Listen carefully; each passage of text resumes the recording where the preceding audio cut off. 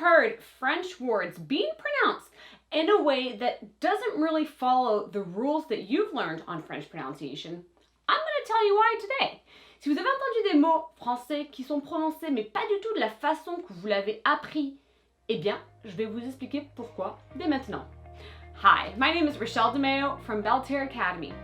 Bonjour, c'est Rachel DeMeo de Belterre Academy.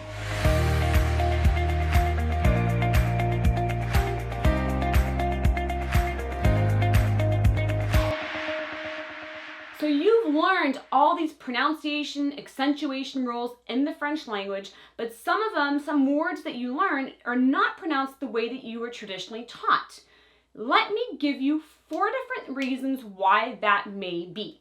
Donc vous avez appris les règles de prononciation, d'accentuation, mais vous entendez des mots français qui ne sont pas du tout prononcés la façon qu'on vous a traditionnellement appris en classe. Je vais vous donner 4 raisons pourquoi les mots que vous entendez prononcer ne sont pas prononcés de la façon que vous avez été appris peut-être à l'école. Reason number one is that the word may be derived from a foreign language. A lot of French words were derived from different parts of the world. La première raison, c'est que beaucoup de mots en français sont dérivés d'une langue étrangère. En effet, on a adopté beaucoup de mots de partout à travers le monde. So we have words that are actually from the English language, from the German language, from Arabic, from Spanish, from Italian. I mean, a lot of different words have been infiltrated into the French language. Donc, on a des mots qui sont dérivés de l'anglais, de l'allemand, de l'arabe, de l'espagnol, de l'italien. Enfin, vraiment, on a des mots qui sont dérivés de partout. And we commonly use those, but the thing is, we don't really pronounce them the way they should be pronounced with the French rules, nor the way that they're pronounced in the language, the original language. Il est à savoir que ce sont des mots que l'on emploie, mais que l'on prononce ni comment ils devraient être prononcés en français, ni comment ils sont prononcés dans la langue originale. So words like cool, which focus, sandwich, they're pronounced the following way. Cool, focus, sandwich.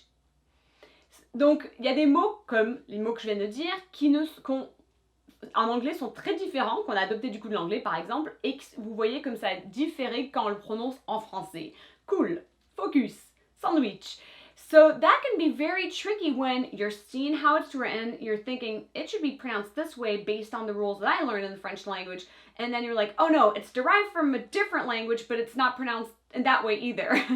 Donc ça peut être une source de confusion quand on voit le mot et on dit je pense que ça doit être prononcé comme ça suivant les règles de prononciation française, mais c'est pas prononcé de cette manière-là, c'est pas prononcé non plus comme ce l'était dans la langue originale. Donc en fait, c'est vrai que c'est genre ça peut être un peu frustrant.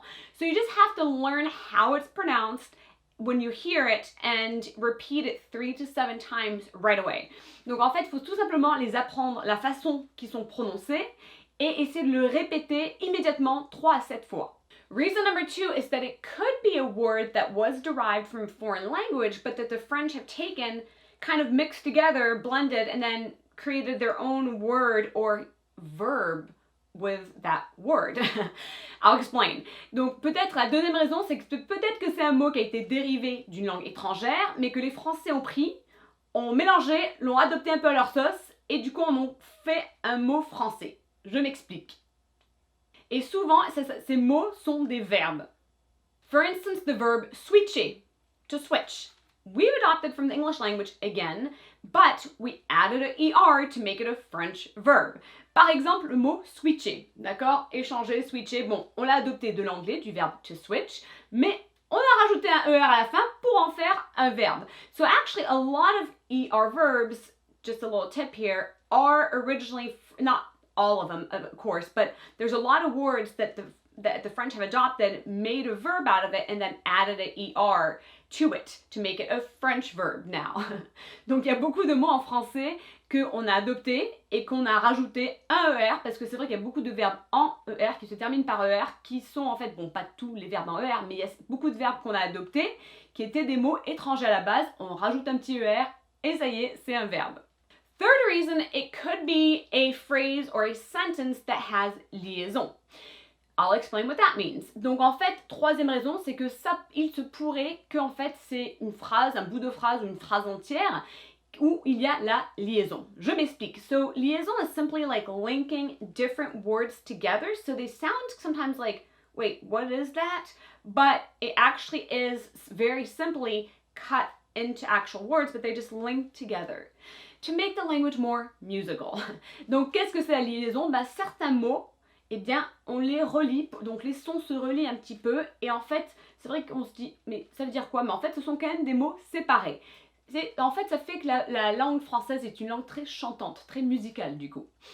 So, obviously, you can look up the video I have on liaison that explains the rules, and you should know the rules, and so how you can kind of figure out that that was liaison and that those words were not really blended, they just kind of linked together. Donc j'ai une vidéo que vous pourrez chercher justement qui parle de la liaison, et en fait vous pouvez voir qu'en fait dans les règles qu'on apprend, que vous devriez apprendre, eh bien c'est vrai qu'il y a certains mots qu'on va tout simplement relier ensemble. And just to be aware of it and kind of pause can make a difference, because the way you may think it comes out is possibly different. Donc en fait juste d'en être conscient, eh bien ça va aider, parce que c'est vrai que la façon que ça sort, ça va être peut-être différent de la façon qu'on imaginerait qu'on le prononcerait. Let me provide you with this example. Je vous fournis un exemple. Ce bel enfant a 9 ans. If I can say it with liaison and you're thinking, what is that? I'm hearing a verb, but it's neuf. That could be kind of confusing. So again, you have to just know what liaison is and how to use it. Donc si j'entends et je fais, mais il y a veut, c'est quoi ça? Et que je connais pas les règles de la liaison, c'est vrai que ça peut être vraiment une source de confusion. So learn the rules, and remember that especially people like me that tend to, speak really fast because I have a lot of energy, then that can be also challenging. So sometimes you say, hey, slow down, So that could be a reason. Donc en fait, aussi, des fois il faut dire, ok, c'est peut-être juste la liaison, et c'est vrai que pour rajouter un peu, des personnes comme moi qui ont tendance à parler assez rapidement parce que j'ai énormément d'énergie, et bien du coup ça peut être un peu difficile, il faut dire ok, ralentis un petit peu là, ralentis, d'accord? The last reason number 4 is a big one because it has to do with slang and the fact that language in French language is constantly involved, and so new slang is constantly being adopted in the French language. Donc la dernière raison, donc la quatrième raison, qui est vraiment une raison importante, c'est qu'en fait il s'agit peut-être d'argot, et une langue, dont la langue française, évolue tout le temps, donc on adopte des mots en argot constamment. And with argot, which is your slang, there's argot, but then there's verlan, when you inverse syllables and kind of create a new word that's part of slang. And I'll do a video that explains more about that, but I already have one that has like a lot of views actually, but that you can check out that just has different slang you can learn. Donc en fait, il y a non seulement l'argot, mais il y a aussi le verlan, quand on prend des syllabes et qu'on va les inverser d'une façon ou d'une autre, et qui crée donc un autre mot. J'en ferai une autre vidéo, c'est vrai que j'ai une autre vidéo sur YouTube où il y a déjà énormément de vues, qui parle de l'argot, que vous pouvez rechercher pour apprendre justement de l'argot, mais j'en ferai une autre également. So some slang you can recognize what it is, other words are just so challenging, that's why you have to learn them. Donc en fait, c'est vrai qu'il y a des mots en argot qu'on arrive bien à reconnaître, et il y en a d'autres qui sont vraiment difficiles, c'est pour ça qu'il faut les apprendre. So even like a word like wesh that was adopted by the Arabic language, if you look at how it's pronounced, I would pronounce it the way that you're seeing below, but it's not pronounced that way. It's pronounced this way, wesh, and that could be very challenging where you're trying to figure out how to write it, let alone if you saw it, how to pronounce it. Donc des mots par exemple comme wesh qui a été adopté de la langue arabe, eh bien en fait, quand on regarderait la façon que c'est prononcé, on dirait non, je pense que ça doit être prononcé comme ça, alors qu'en fait non, on le prononce comme ça, et en fait on se dit bah wesh, moi je le vois, j'aurais pas su comment le prononcer peut-être, ou si je l'entendrais, je l'aurais écrit d'une autre façon. Whereas like words like moi, which is a verlan again, I would have definitely pronounced a little differently, but I could have probably figured out a little bit, oh, okay, it's because you're using verlan, what I was telling you about. Donc par exemple des mots comme one, je me serais dit, bon ok, j'aurais pas forcément prononcé comme ça si je l'aurais vu, mais c'est vrai que quand je l'entends, ça a du sens, c'est du verlan pour moi. Donc ça, après, je peux peut-être identifier à la limite. So those are 4 different reasons why you may be confused with pronunciation if you've learned French rules and then you're seeing words that are pronounced completely differently than those rules that you've learned. Donc voilà les 4 raisons pour lesquelles, en fait, si vous avez appris des mots, vous avez appris la prononciation en français, que là, il y a des mots qui ressortent que vous dites non, mais en fait, c'est pas prononcé de la façon que je me serais attendue, eh bien, voilà pourquoi. Last little tip is how can you learn these? I'm going to give you 3 different keys. Donc, dernière petite chose, c'est comment les apprendre. Je vais vous fournir avec 3 clés. First key would be, during class, ask me or another instructor at Belter Academy how to pronounce that word.